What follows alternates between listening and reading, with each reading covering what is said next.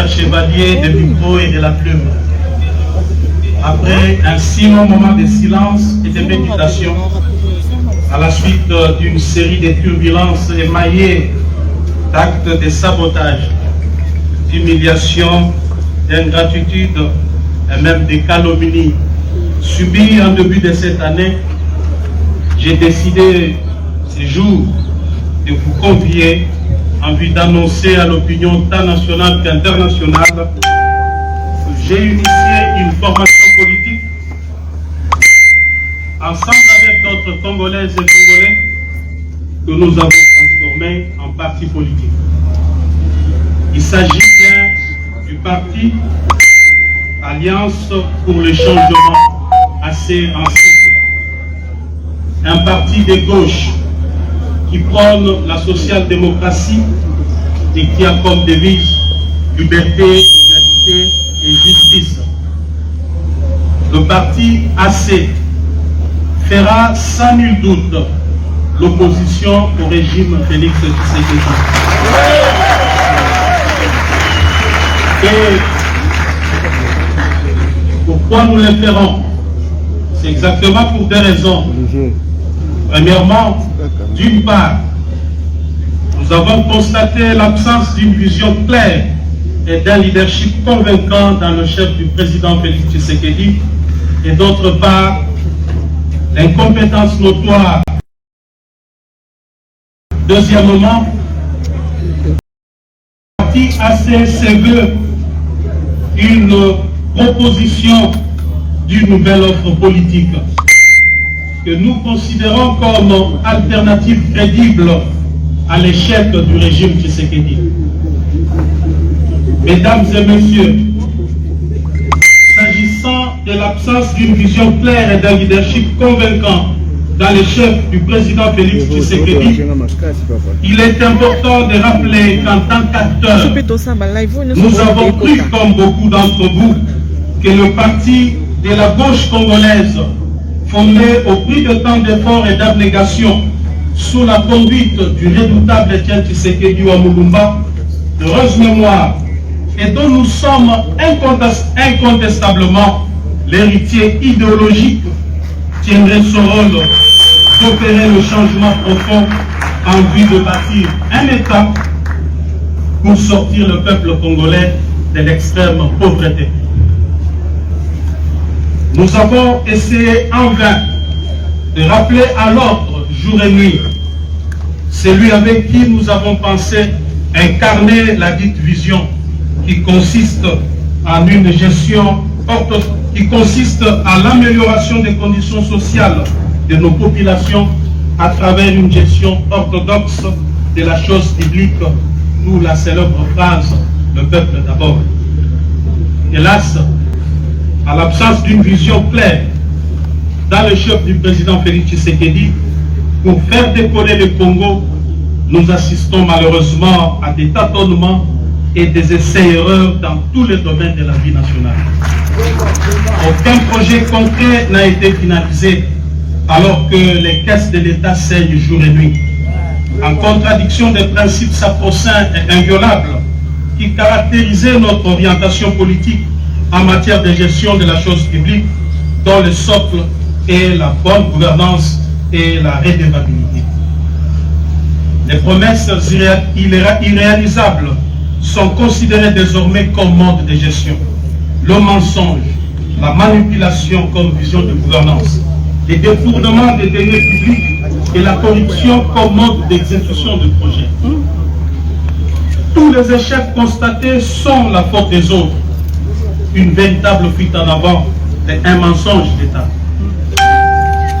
Le Parlement de la République, temple de la démocratie, est désacralisé et devient le lieu à travers lequel le peuple assiste, contre sa volonté, à des scènes de règlement des comptes, des traitements des sujets sans pertinence aucune et celles des théâtres de clowns politiques. Près de 4 ans plus tard, le système Tshisekedi est incapable de mobiliser les recettes à la dimension du Grand Congo et à l'immensité de ses ressources et richesses. En revanche, Force est de constater que l'appareil de l'État s'est détérioré et est devenu de plus en plus un club d'amis où les apprentis sorciers de pouvoir exercent leur premier stage au sommet de l'État. Le peuple congolais fait au quotidien face à la montée vertigineuse des prix des denrées de première nécessité qui ont atteint leur instabilité sans précédent, alors que le gouvernement publie des statistiques de foi erronées et manipulées, vantées jour et nuit, ne reflétant aucune réalité des terrains. Quoi de plus ahurissant. Bonjour de Cosman. Merci de Cosman pour notre en rapport avec la réaction et la conférence de presse il y a Jean-Marc Kabound.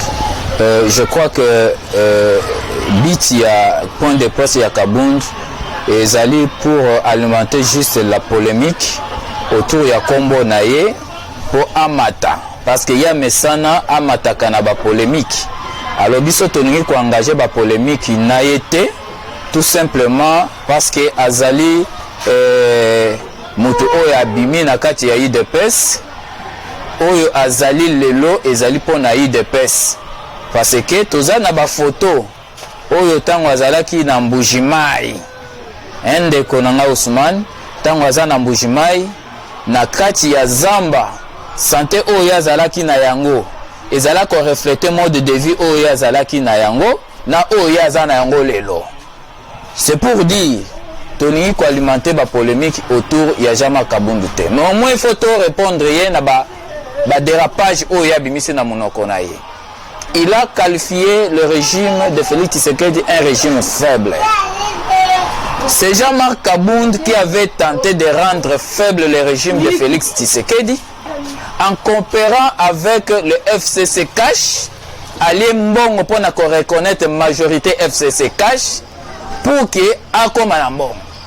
Deuxièmement, c'est Jean-Marc Kabound qui a tenté de rendre le régime de Félix faible, na confisquer ba mikanda ya bakare minier na Katanga, lokola l'État avait sur yango, babotolier ba nini wana nyonso, kanda wana de azali koya koloba régime faible.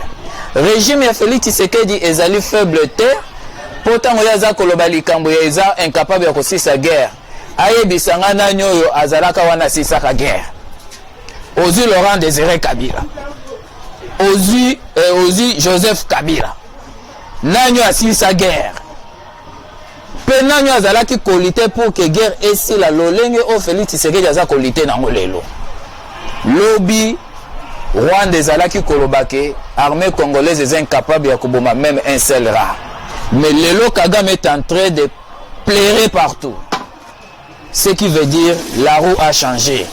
Donc avec le régime Félix, nous réussirons à mettre fin à la guerre parce que nos frères Bakoufi Mingi, Lelo Oyo, armée Nabiso ezali ko monter vraiment peut neutraliser toutes les forces négatives, y compris les Rwandais. Et comme une position et difficulté, c'est grâce à ce régime. Dire que nous avons un régime faible, Aïbisande Batou, na télémeli Félix Tshisekedi, pour aboyinga na sala mafia na ngai ya kolukambongo na lia. Donc c'est lui qui était la première personne qui a tenté de rendre le régime de Félix Tshisekedi faible pour que azwa discours na balé na ye ya FCC o basinya na bango ya ko ya ko reconnaître majorité lobby nani na accord na bango pour que bazwa discours na élection eza koya ya connaître Félix Tshisekedi. Mais malheur pour na ye et réussir nous avions réussi à déboulonner akene na ye asa la politique na ye aza acteur politique à part entière Tshisekedi asa tika ki acteur politique mais aluka ba polémique moko ezanga tina te sinon akomona ba héritier ya Tshisekedi na nzela na ye akanisa te ke azali le seul combattant oyo abimi. Mais d'ailleurs il a cessé, il a trahi son combat oyo abandaki. Voilà, alors il a rien à ajouter les termes aux autres que non régime enregistré régime les antidémocratiques par rapport à l'enseignement et à mettre le Tshisekedi de Tikela Bino. Pour Félix Tshisekedi, agent en difficulté à remettre en place. Et puis, il y a même agrément. Nabia, Ndeko Ousmane, Tolo Bananu, régime et abajusser. Hein? Mais le premier jouisseur, c'était Jean-Marc Kabound. Je viens d'évoquer ici le problème, il y a carré minier, il y a Katanga. Tant qu'on a confisqué 27 carrés miniers, oh, c'était pour l'intérêt à peuple, pour continuer. Tant que Kabound ayaki awa, azalaki na nini? Lelo a commis millionnaire. A commis convoyé na bamboka nyoso to o yaza na yango posa. Mbongo wana zwa. Poso lobi na nga azalaki deuxième vice-président de l'Assemblée nationale. Na koyebi soka ya komaki millionnaire, ya mboete ya koma deuxième vice-président de l'Assemblée nationale. Azwaki mbongo wana wapi? C'est un traître du pays. Le plus grand traître Yamboko, c'est Kabound. Yamboka papa, tant qu'on qu'on reconnaît majorité. Et le mot les Camerounais, nalobi boye, nalobi, nani andimaki. Oh andimaki zaki nani, Félix Tshisekedi. C'était Kabound na Kabouya non? Secrétariat à cette époque, Kabouya, Kabound, Teni et consort. Bango ne bandimaki loko wana. Tant que déjà on dit même majorité. Or, avec la majorité telle que le président Aloba qui sont nommé informateur, ça c'est dégagé qui, la résolution, il y a engagé le peuple. Mais il y a une majorité se cache, majorité se cache, et profiter pour les commissaires millionnaires. C'est un traître du pays. C'est un traître du pays. Le premier jouisseur, c'est lui. Tant que tout le monde qui est moto à Zoya pour la politique, il y a jouissance, d'autres non. Ça ne peut pas aller. Il faut qu'on boute les bandes. Et nous ne pouvons pas continuer avec Jean-Marc Kabound. Bilo Gaza Kolobawana, il y a un régime à jouisseur. C'est lui le premier jouisseur.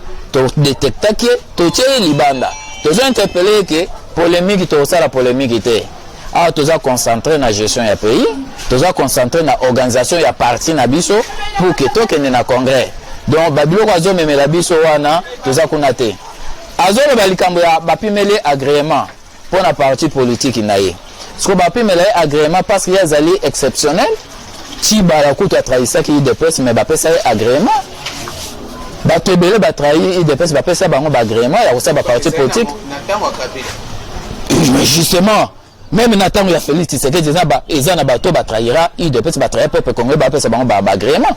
Ce qu'on y est, c'est quoi, il y a agrément. Et ça va chantage. Bilo razo sala eza ba chantage surtout mutaza ministre de l'intérieur ba on est ba commissaire kunati est-ce que assez lo akoki kopi mela Jean-Marc Kabound agrément ya parti politique na c'est faux alinga sa ba chantage sur le régime ya Félix Tshisekedi toza kunate distraction oza kolokana oza na obisote nous sommes le membre de l'IDPS. Tant que vous avez des valeurs, vous avez des la biso, mais il y a respecté yango. Azoto bolaka bapine, abatotango azali deuxième vice-président. Tu sais d'ailleurs ça qui est bongo. Tu sais d'ailleurs ça qui Kabound, ce qu'on commis le président, il faut tobola bapine ya bami to ya bato. Donc c'est ça ma valeur on a linga pesa biso leçon. Il fait partie des traîtres de ce pays. Il fait partie des jouisseurs de ce pays. Talaka kamuto aloba ke na politique et ce que nous sommes bon ezali, il faut qu'on l'a. À travers la réunion na bango babana kosala ya les amis de Kabound à cette époque. Nini ya malongo ko bimala munoko na ye. Alongo azalaki soi-disant président AI de l'UDPS. Atiki UDPS na situation nini. Pour kaya ko pesa bato leçon. Donc, guerre yazolungana luka, tout ça l'on a été. La minute où tu as réfléchi comment contourner la communauté internationale qui semble être complice de la situation de la guerre dans l'Est de la République Nabiso. Tu as réfléchi comment faire pour qu'en 2023, tu doté chef de l'État dans la majorité parlementaire 100% UDPS. Parce que cette fois-ci, toboy babiloko ya bakosiambil bakabundi balukela biso babiloko ya ba alliance ya banani et profiter na bango et profiter na ba famille na bango et profiter na nation T et profiter na IDPS T. Aujourd'hui les membres de l'IDPS bazali critiquer bazali malivi bazo cholama pona kabuya pona kabundi. Alors nous ne pouvons plus accepter que ces choses et revenir pour cette fois-ci, tous organiser parti Nabiso pour que tout mettre de côté la situation au Kabundi, à Tikela Kibiso, tous nous sommes comme Nanzela na esprit à Etienne Tshisekedi pour que tout avance. Bonjour Ousmane, grand jour. Voilà, alors à tout ce qu'on a dans le point de presse, il y a Jean-Marc Kabound, ancien président à IDPS. Usurpateur. Après avoir limogé dans l'IDPS, radié. Assadi, politique, annoncé parti dans SICA. Et puis, depuis que non, parti dans il y a un parti dans l'opposition contre Félix Tshisekedi. De Ousmane, Nabi n'a pas répondre par rapport à dire il y a M. Jean-Marc Kabound. Je dis bien M. Jean-Marc Kabound, que je ne reconnais même pas comme étant un président du parti, parce que c'est un élève. Alors, moi, la classe, il y a ma première primaire, donc ma gardienne, ma maternelle, il y a des deux, par rapport à le pouvoir, il y a Félix, c'est un pouvoir faible. N'a pas posé une question. Il était président du parti UDPS, soi-disant. Par rapport à un mandat spécial, qu'est-ce qu'il a foutu à l'UDPS? Il était aussi secrétaire général. Du vivant à vieux Etienne jusqu'à sa mort, lui était secrétaire général de l'UDPS. Qu'est-ce qu'il a fait à l'UDPS? Rien. Un fiasco. Donc il a démontré dans le monde entier qu'il n'était pas vraiment intelligent. Il n'avait pas la tête où il réfléchit, il ne réfléchissait pas. Tant on a dit que j'ai aimé, à l'objet Azali opposant, il y a Félix. J'ai compris directement. C'est un homme qui a haï Félix même lorsqu'il y a l'UDPS. Donc il n'aimait pas Félix. Le président du parti, le président de la République. Non, c'est lui qui se disait héros vivant, qui ne respectait absolument rien parce qu'il a violé beaucoup de textes à l'UDPS. Beaucoup d'articles, il appartient à Viola Kiambo. Et de deux, on a surpris, on a découvert le contre le président. J'ai aimé, parce que Félix Azali produit à l'UDPS. Lorsque tu es contre le président Félix, c'est que tu es contre l'UDPS et les combattants UDPS vont tenir son mandat. Il a fait sortir dans son parti de quoi changer les combos. Donc on a expliqué, à la partie comme une décision finale. Le coup des réveillés qui a changé comme alliance pour les changements. J'ai pas dit quel changement. Oui, j'ai compris le mot changement chez Jean-Marc Kabound. Il aurait fallu qu'il change son prénom et son nom. En entièreté, Jean-Marc Kabound Awa Kabunda, il a changé en Jean-Marc Kabound à Kabound. Donc pour dire, comme son frère, Katangé aussi, Ngunza Karl Labondo, qui s'est déguisé comme Ngunza à Karl Ibond. Alors le mot Karl, c'est dire en flamand, en français c'est Charles. Donc la comprenarité, Bango, Bassandamoka, Bakomomeye, Nazala Moria Konga, qui n'a pas sa moto buzz, n'a tombé parce que Abunda la histoire, il y a Congo, Massoula Rassoustani, Bima. Il croit qu'à la veille de l'élection, il peut avoir même 100 voix. Il n'aura même pas 10 voix. Parce que parce qu'il n'a pas même na Kingaba, ce n'est pas lui. À Kingaba, c'est Jekoko Moulumba. Jekoko, le vice-gouverneur de la ville de Kinshasa, qui est, je dirais, majoritaire et populaire à Kingaba. Alors ça, il est le côté ça. Voilà, tant que ça va réunir, c'est ce qui est au sommet direct. Mais qui se pense qu'il lui aussi était dangereux à l'UDPS. Lui. Au moins, il a été dangereux à l'UDPS au sommet. Parce qu'il a même ça même mémoire combattant, même ça même qualité combattant, même valeur respect qu'on a parce qu'il était incompétent. J'ai dit une incompétence notoire au niveau du Parlement de la République. À ça, le premier vice-président du Parlement national, Tounaï Assalanine. Coup de Janine Maboud alors il établit qu'il combattait, je peux avoir un monsieur auprès de moi comme ça, attend la manière, parce qu'il n'avait pas la manière même de servir, la manière de travailler. Pourquoi? Parce qu'il n'avait pas l'intelligence, il n'avait pas les qualités à cause de ça. Et dire que le président est dangereux au sommet de l'État, oui, Jean-Marc Kabound a raison, pleinement raison. Félix est tellement dangereux au sommet de l'État pour la anti-valeur. Donc tous les voleurs, les détourneurs, moi on a Félix, moi la mabé, comme lui. Il trouve à Félix dangereux parce qu'il y a un mouïb. Obi Kaïba n'a pas bon ibélé. Aïbi n'a pas bon à l'Iwa Tizé de l'Épère. Aïba bon à ma carte. Ma carte biométrique.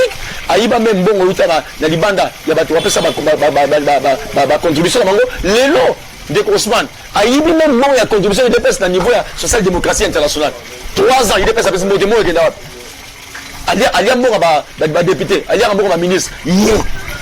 Oui, j'ai dit que Jean-Marc Kabound a raison, Félix est tellement dangereux pour les détourneurs et les voleurs. Donc, et si maintenant Félix, on va détourner voleur, violeur, et si maintenant, il y a Jean-Marc Kabound a dangereux pour moi, il a suscité. Ceinture, ma bouton, ma. Non, non, c'est lui qui. Non. Yéné à jouer na pouvoir à UDPS parce que il m'a rebellé allez bon pas Kabila au moins l'image d'un cheval na chemise à orange na cheval ah il reste habité la pouvoir c'est lui il a joué na UDPS allez bon na compte c'est UDPS mais la pouvoir il y a Kabila donc allez bon pas Kabila na compte c'est UDPS donc je sais dire que les UDPS il y a parti juste par rapport à qui par rapport à quoi tout n'est à qui tu bengani parce que il y a combien milliardaire il y a combien milliardaire tout n'a UDPS on fout à combien demande lui, à l'UDPS on le paye combien? Cet argent il a eu ça où? À Zouango Wapi. Non, foutez. Assemblée nationale, tout ça la calcule, depuis la commune, ça salaire n'est pas combien?